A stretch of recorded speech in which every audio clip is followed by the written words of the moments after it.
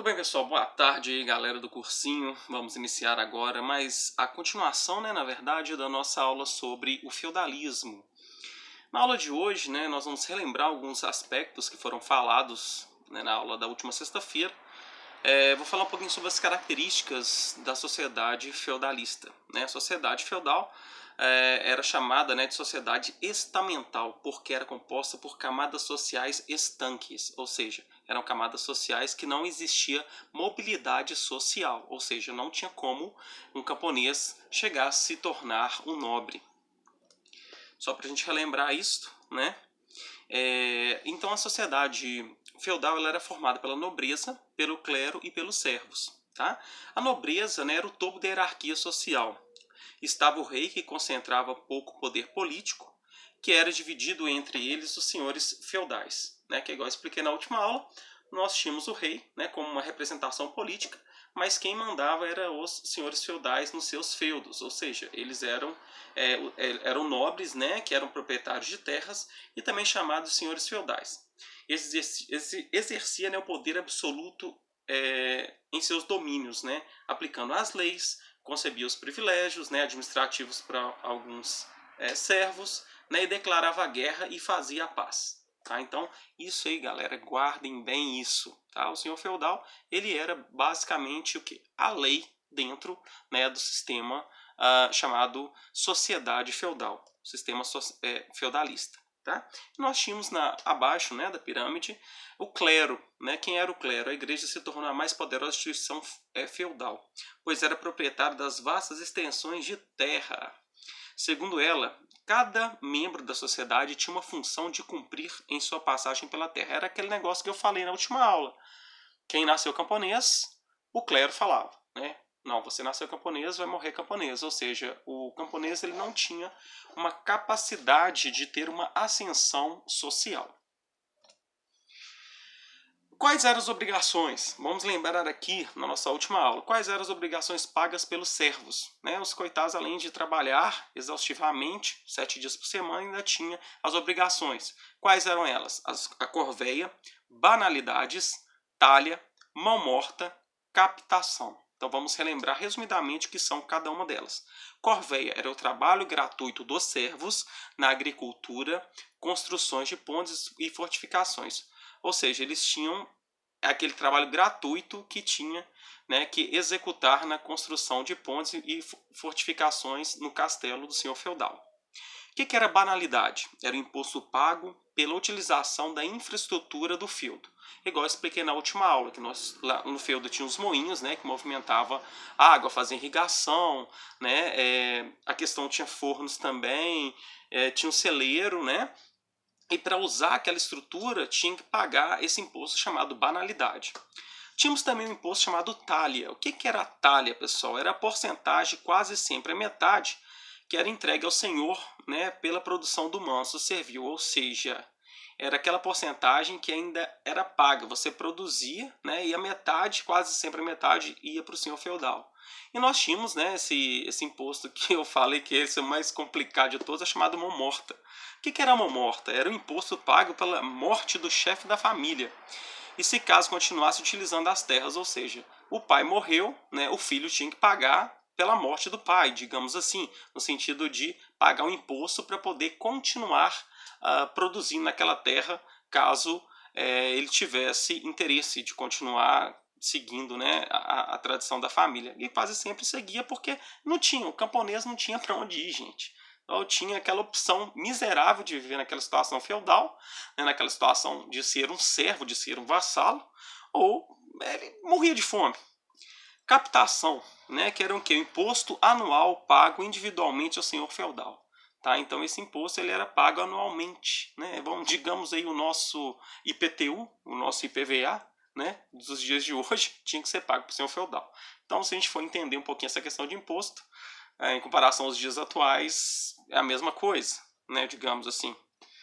Os servos também eram obrigados a prestar serviço militar em caso de guerra, galera. Então, se declarasse guerra, o senhor feudal falasse, ó, vai rolar uma guerra aqui, o pessoal tinha que ir para a guerra, não tinha jeito, mesmo nem sabendo lutar. Então, os servos, pessoal, era o quê? Eles eram eles estavam, né, fundamentados à servidão, ou seja, a vassalagem, tá? Então, quando a gente fala vassalos, eram os servos, tá? Que prestavam o quê? Prestavam plena obediência e fidelidade ao senhor feudal.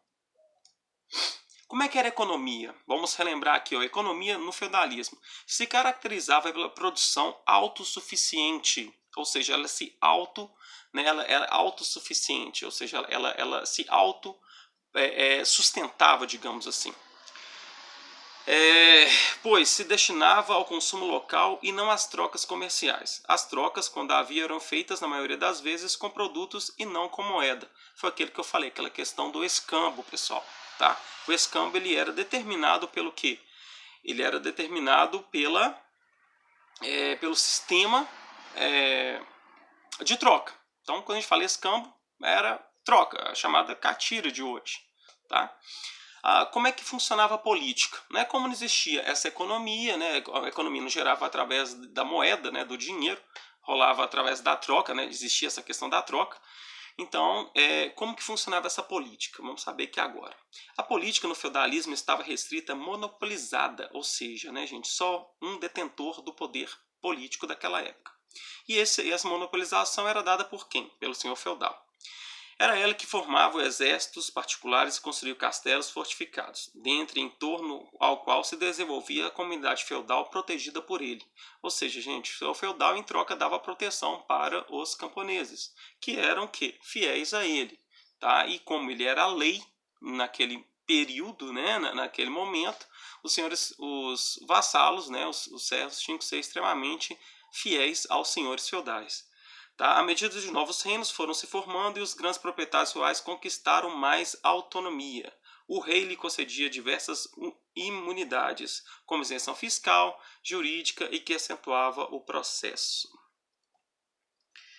Então, pessoal, olha só.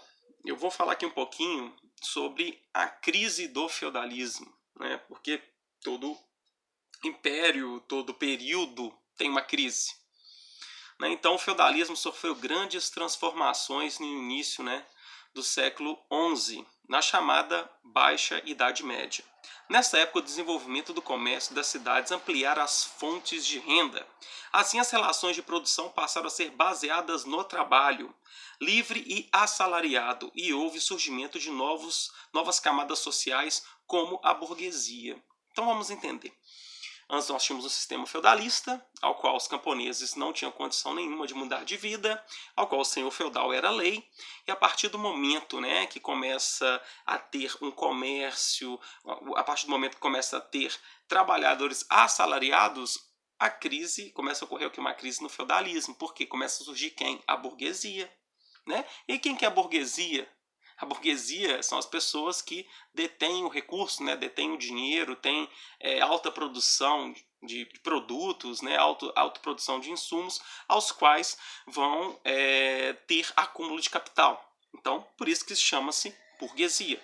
O crescimento populacional foi um dos principais fatores responsáveis pela mudança do sistema feudal de produção. À medida que crescia a população, aumentava a necessidade de ampliar a área de produção e desenvolver novas técnicas agrícolas. Não é igual eu expliquei para vocês. As técnicas agrícolas elas eram quê? Elas eram autossustentáveis, elas eram autossuficientes. Porém, né, com o crescimento mesmo da população, foi modificando essa visão que tinha na época. Tá?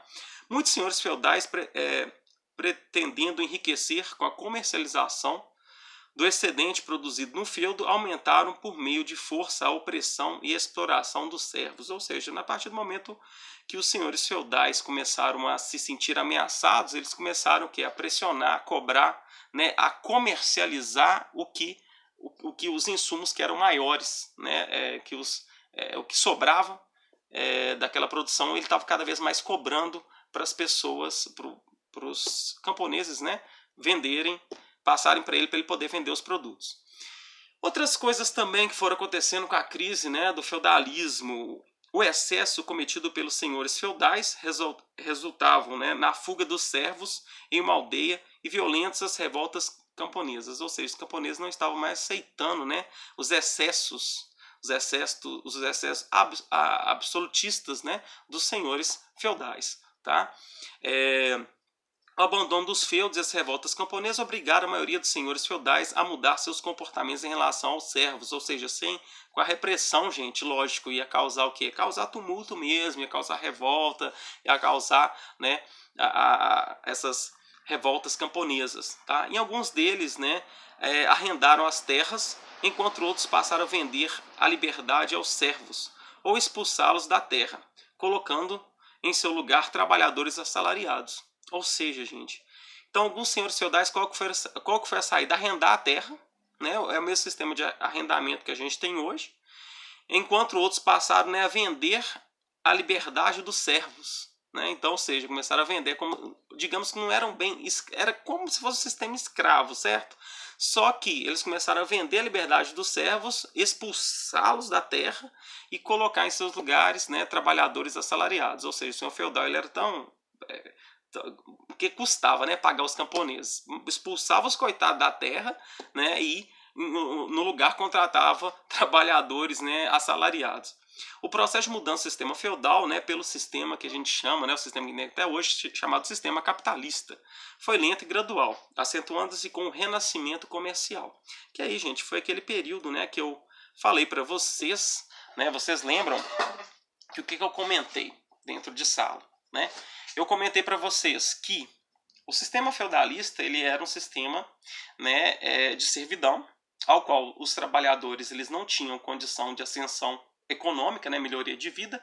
A Igreja Católica pregava que você tinha que ser um servo para o resto da vida, né, porque foi Deus que quis assim. Então a Igreja Católica ela é extremamente opressora.